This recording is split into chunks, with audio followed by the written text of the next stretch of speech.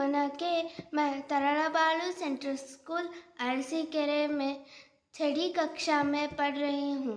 इस सभा में उपस्थित सभी मेरे गुरुजनों एवं मित्रों को मेरा प्रणाम। आज सारे भारत में 75वां गणतंत्र दिवस मनाया जा रहा है। इस अवसर पर सभी भारतवासियों को मैं गणतंत्र दिवस की शुभकामनाएं देना चाहती हूँ। भारत 1947 में जब स्वतंत्र हुआ तब इस देश में 540 से अधिक संस्थान मौजूद थे। वहाँ पर राजा महाराजा लोग राज करते थे। स्वतंत्र भारत के सामने यह सवाल था कि किस तरीके के सत्ता को अपनाए। तब सब भारतवासियों ने मिलकर प्रजातंत्र को अपनाया। प्रजातंत्र का मतलब होता है प्रजा द्वारा स्थापित सत्ता या अधिकार। गणतंत्र दिवस का मतलब प्रजासत्ता या अधिकार स्थापित दिवस। आज भारत की पहली प्रजा भारत के राष्ट्रपति हैं। ये किसी राजवंश से नहीं अपितु आम लोगों से चुनाई एक सामान्य प्रजा ही है।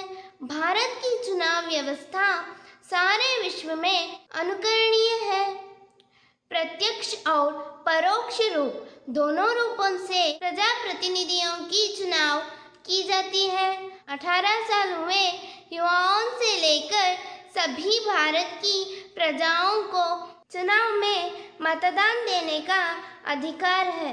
भारत एक बड़ा देश है जिसकी आबादी लगभग 150 करोड़ के आसपास है और यहाँ के लोगों की भाषा और रीति नीति, रहन सहन, वेशभूषा, धर्म और संस्कृति अलग अलग होती है।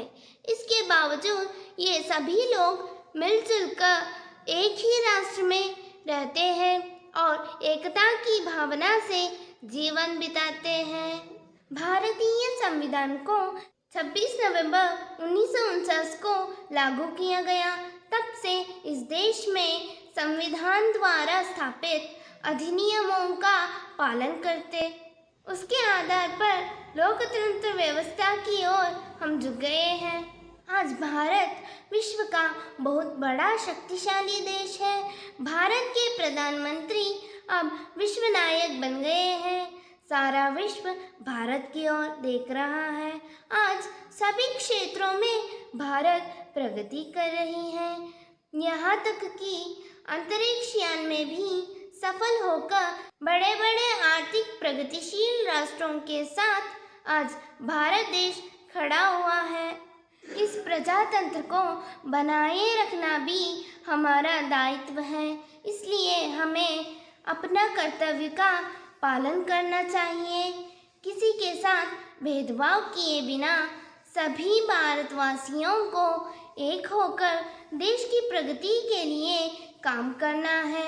चुनाव में सक्रिय भाग लेना भी नागरिक का दायित्व है। तभी यह देश और भी आगे बढ़ पाएगा और दुनिया में हमारा देश एक विश्व नायक बन जाएगा। आइए इस दिशा में हम अपना कर्तव्य निभाएं। जय हिंद। धन्यवाद।